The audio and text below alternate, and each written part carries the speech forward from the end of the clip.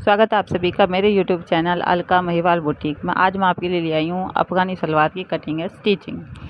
तो चलिए शुरुआत करते हैं। तो सबसे पहले मैंने यहाँ पे कपड़े को डबल फोल्ड करके बिछा लिया है और अब हम यहाँ पे अपनी सलवार की लंबाई लेंगे। तो लंबाई में से मैंने यहाँ पे 8 इंच बेल्ट के लिए ऊपर से माइनस कर दिया है और उसके बाद हम यहाँ पे 2 इंच माइनस करेंगे नीचे की मोहरी की कटिंग के लिए, और हम 1 इंच एक्स्ट्रा लेंगे मार्जिन के लिए और इस तरीके से सीधा निशान लगा लेंगे, इस तरीके से देखते हुए। तो अब इसके बाद हम यहाँ पे ये देखेंगे ऊपर से हिप का निशान लगाएंगे। तो जितनी भी आपकी कमर है उसका 4th पार्ट करेंगे और उसमें ये ज़्यादातर इसमें हम पूरा कपड़ा ही लेते हैं। अगर आप कम लेना चाहते हैं, कम घेर वाली बनाना चाहते हैं तो 5 से 6 इंच एक्स्ट्रा ले लें बस। उसके बाद आसन का निशान लगाएंगे। तो 6 इंच का आसन बेल्ट में हो जाएगा। उसके बाद 8 इंच का आसन का निशान लगाया है। उसके बाद नीचे से मोहरी का निशान लगाएंगे। तो मोहरी का भी आप अपने हिसाब से ले सकते हैं। वैसे यहाँ पे पूरा कपड़ा भी ले सकते थे हम, लेकिन मैंने यहाँ पे थोड़ा कम कपड़ा लिया है। एक रीज़न इसका ये है कि थोड़ा तिरछा लेने से थोड़ी सलवार की लंबाई बढ़ जाती है 1 इंच। इससे जो हम सलवार पहन के जब झुकते हैं तो वो पीछे से ऊपर की तरफ नहीं उठती है। और अगर इसके बाद भी आपकी सलवार उठती है तो आप इस तरीके से 1 इंच इसको और डाउन कर देंगे एक तरफ से और इस तरीके से तिरछा नीचे से तिरछा काट लेंगे इस तरीके से। तो हमारी सलवार कटिंग हो गई है। इसके बाद हम पोंचे की पट्टी के लिए निशान लगाएंगे। तो जितने भी आप अपनी सलवार की मोहरी रखना चाहते हैं उसमें 2 इंच प्लस करके मोहरी की पट्टी की कटिंग कर लें इस तरीके से। चौड़ाई आप अपने हिसाब से रख सकते हैं। तो हमने 2 इंच की लंबाई माइनस की थी। उसके बाद हम बेल्ट की कटिंग करेंगे। तो बेल्ट की लंबाई हमने यहाँ पे 8 इंच ली है और बेल्ट की चौड़ाई कमर का 4th पार्ट करेंगे और उसमें हम 4 इंच प्लस करेंगे। इस तरीके से आप किसी भी साइज़ की बेल्ट कटिंग कर सकते हैं। अब इसके बाद सिलाई करते हैं। तो सबसे पहले हम यहाँ पे आसन से सिलाई लगाएंगे। एक सिलाई लगाने के बाद दूसरी सिलाई कपड़े को अंदर की तरफ मोड़ते हुए दूसरी सिलाई लगाएंगे। अगर आपके पास इंटरलॉक मशीन है तो आप यहाँ पे इंटरलॉक कर सकते हैं। सिर्फ एक ही सिलाई मशीन से लगाएं। ठीक उसी तरह हम दूसरी तरफ से भी आसन को जोड़ लेंगे।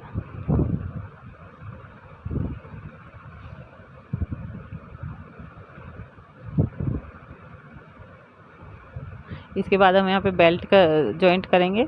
तो बेल्ट को हमने 2 पार्टों में काटा था, पहले एक पार्ट से सिलते हुए। इसके बाद हम यहाँ पे नेफा बनाएंगे नाड़ा डालने के लिए। आप चाहे तो यहाँ पे रबड़ भी डाल सकते हैं। तो मैंने नाड़े के लिए यहाँ पे पहले नेफा बनाया है इस तरीके से।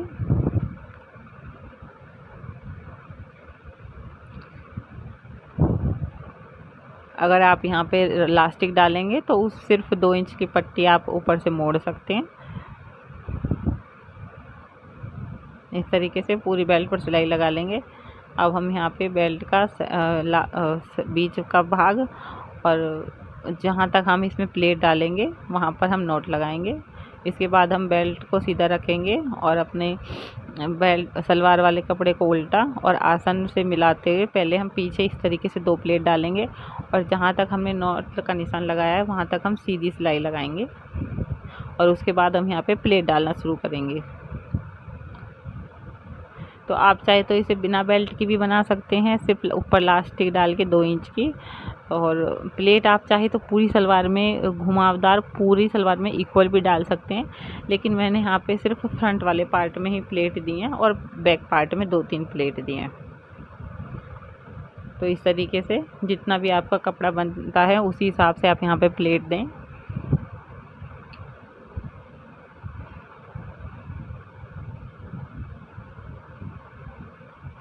इस तरीके से बेल्ट का फ्रंट पार्ट और सलवार का आसन की सिलाई आपस में मिलनी चाहिए इस तरीके से।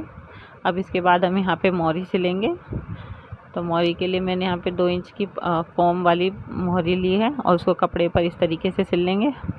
आप चाहे तो मोहरी में कोई डिज़ाइन भी डाल सकते हैं, किसी लैस का या सिलाई का, और आप चाहे तो इसे प्लेन भी रख सकते हैं।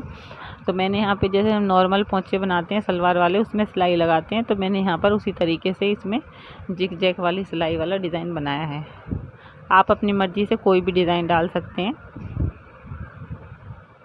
तो जिस तरीके से हमने एक मोहरी तैयार की है, ठीक उसी तरीके से हम दूसरी मोहरी तैयार करेंगे। अब हम मोहरी को इस तरीके से रखेंगे और यहाँ पे प्लेट डालेंगे। मोहरी के बराबर आपको कपड़े को रखते हुए इस तरीके से प्लेट डालनी है। प्लेट डालने की शुरुआत आप 2 इंच का कपड़ा छोड़कर करेंगे और लास्ट में भी आप 2 इंच का कपड़ा छोड़ देंगे इस तरीके से। अब मोहरी को सीधा करते हुए इस तरीके से कपड़े, जो हमारे धागे वाले कपड़े हैं, इनको अंदर की तरफ मोड़ते हुए यहाँ पे सिलाई लगा लेंगे। तो ये हमारी मोहरी बन के तैयार हो गई है। ठीक उसी तरह हम दूसरी मोहरी को बनाकर भी तैयार कर लेंगे।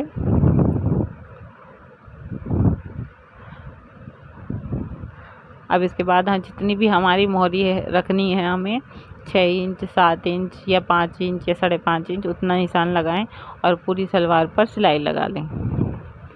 तो आपको मेरी ये कटिंग और स्टिचिंग का वीडियो कैसा लगा कमेंट में ज़रूर बताएं और मेरी वीडियो पे लाइक करें, शेयर करें और मेरे चैनल को ज़रूर सब्सक्राइब करें।